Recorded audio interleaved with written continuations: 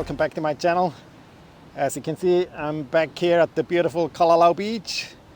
Today's video, I like to give you my 10 tips on how to finish the Kalalau Trail successfully without drama. Let's start first. For any pro hikers, seasoned multiple day hikers, this is not the video for you. But I noticed that there's lots of hikers come out here or try to come out here, which make this the first multiple day trip. So let's start.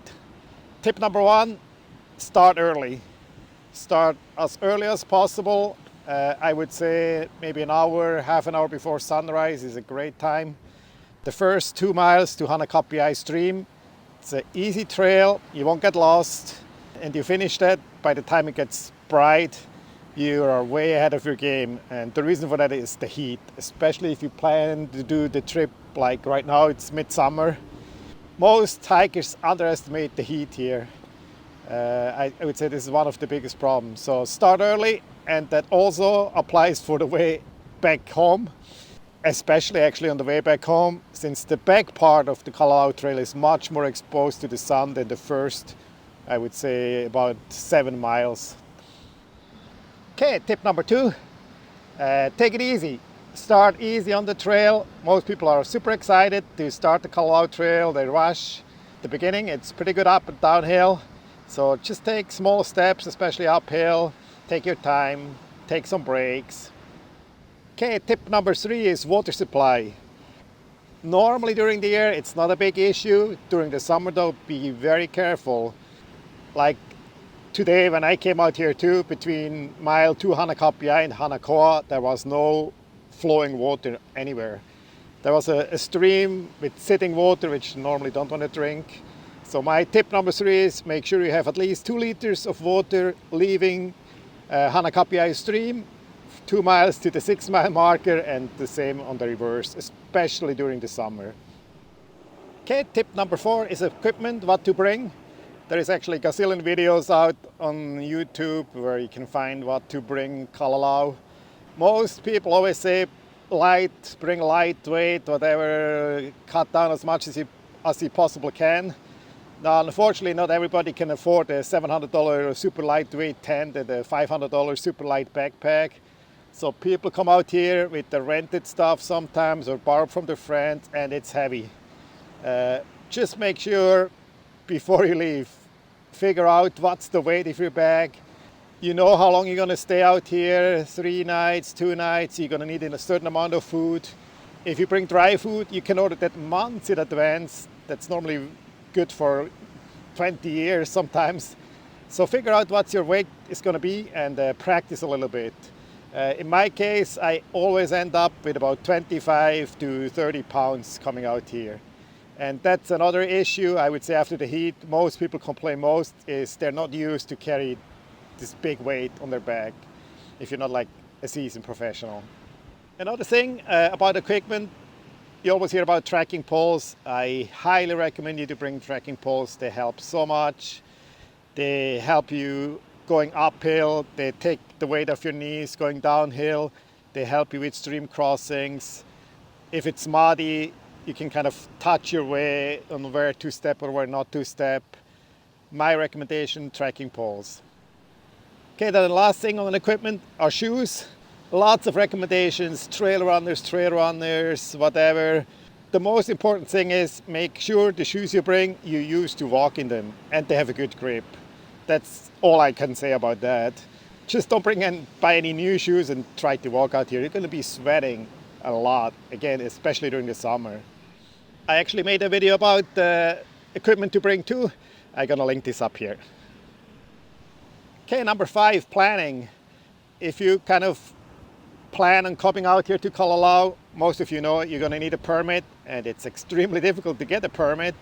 Again, it's explained in many videos. You have to be online at midnight, 90 days before your starting day, and try to be the quickest to get a permit. They go within normally 5 minutes, they're all sold out.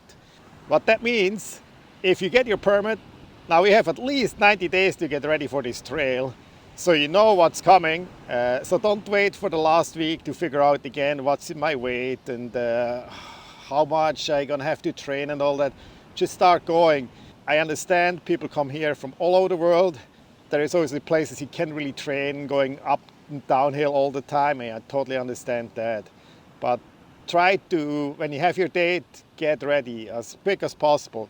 And what I do, I always do a few trips with the full weight, with 20-25 pounds. I just put water in my backpack. So if you can't make it on your training hike, just dump the water and you're good to go. Okay, one more thing about planning. Obviously, you want to check the weather. This trail can be so difficult. It can turn into a nightmare if you run into a heavy rainstorm and some of the parts of the trail get washed out. Again, there is some videos where you can see how it looks. So be sure to check the weather and don't head out here if there's like a storm forecasted, or there is obviously days when they actually close the trail just because of that. So check your weather. I understand getting the permit is difficult. People cannot really plan their trip to Hawaii around the Kalalau Trail would be perfect. So first get your permit and then book your trip to Kauai. Because the reason for that is you don't want to be the last day here on Kauai when you're on the Kalalau Trail. There is always a chance you're going to be much lower than you expected, or you're going to run into bad weather, you won't be able to cross the stream, and now you want to rush to catch your plane or to catch your luau or whatever helicopter flight the next morning. So I highly recommend the day after your trip is make it just a relaxing day. You're going to be tired, I almost guarantee you that. On that point, by the way, yes, the weather forecast, it's not 100%. Almost every valley has its microclimate here, so you may run into rain unexpected. I would say anytime you come to Kalalau, be ready, you may run into some kind of rain. There's an excellent Facebook group, it's called the Kalalau Trail. I'm gonna link it below. You can find most of all the questions you may have. Please, before you ask, how do I get to the trailhead, and the most common questions asked, there is a search button, look up first. Most likely that question has been asked 100 times already. Again, link is below. Okay, number 6 is know your rules. There is a few rules about coming out here. I explained already, you need a permit. They do check the ID by the entrance, make sure it matches. They sometimes fly out here in a helicopter, and they check too if you have your permit. So don't buy any permits offline from somebody. This is normally just a money-making scam. Another thing about the rules, some people drag their drones out here and then they figure out they're legal to fly here anywhere in the state, Hawaii State Park. Obviously, everything you bring out here, please bring it back. Again, today I saw tons of food and fuel left over here, left by people just don't want to drag it home. And again, the reason for that is they're not used to carry the weight. That's probably the main reason. They just leave it here. That's just wrong. Don't do it, please. Okay, tip number 7, important one. Stay hydrated. Again, especially during the summer months. Again, I seen on this trip dehydrated hikers out here. There is reasons. People just don't want to fill up all their water bottles because of the weight is already too heavy. Just drink more than you think you should be drinking, then you're good. If it helps, put a timer on your phone, every 20 minutes or half an hour, take a break, make sure you drink a sip. It's just no fun getting dehydrated out here. I highly recommend to put some electrolytes into your water. It tastes better and it helps too. Okay, tip number 8, get a digital map on your phone. Like I mentioned, there is no cell service, no data anywhere on the trailhead to Kalalau. So make sure you download a map on your phone. Myself, I use AllTrails. There are several programs you can do that. Then you first gets you an idea where you are on the trail. Also, sometimes there's some intersections. There's maybe a pig trail and you run in the wrong direction for a few minutes. It's just no fun.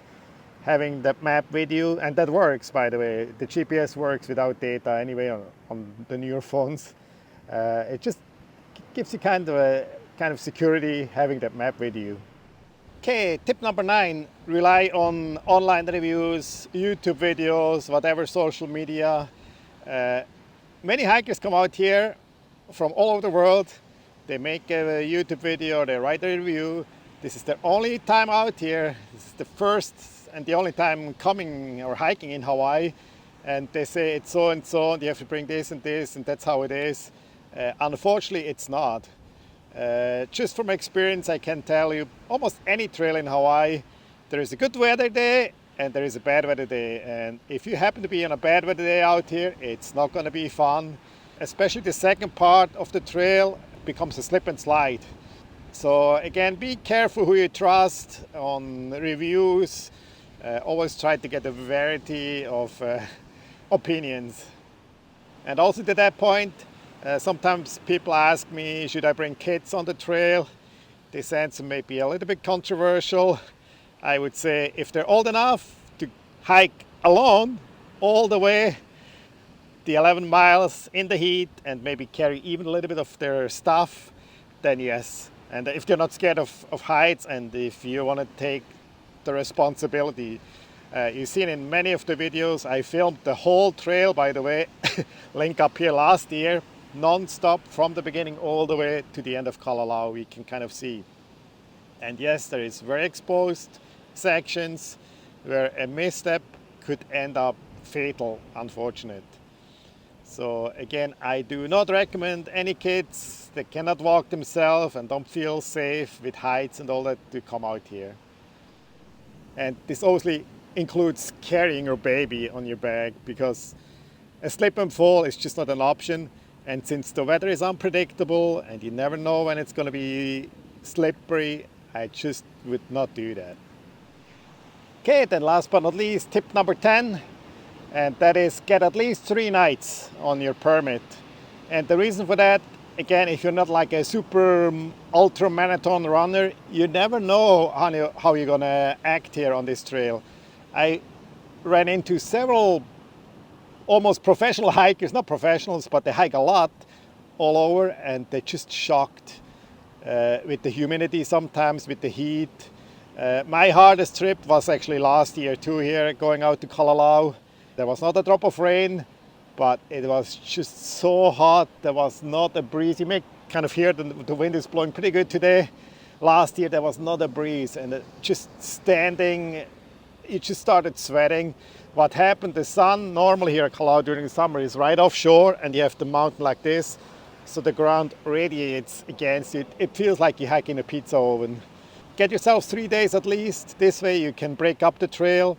You probably know you have 2 options to camp. One is at the 6-mile markers at Hanakoa, and then here at Kalalau, and then you could break it up again and stay 1 more night at Hanakoa if you have to. And that's especially, again, if you're not sure how fit, how hard this trail is going to be, get at least 3 nights, my recommendation. Okay, and that's it. Now last, make sure you have fun. Again, take it easy, take it slow, no rush, stay hydrated, stay safe, good shoes. If you bring micro spikes, do it. Just a safety measure, I always bring them. And that's it. Thanks for watching. I see you all next time. Aloha!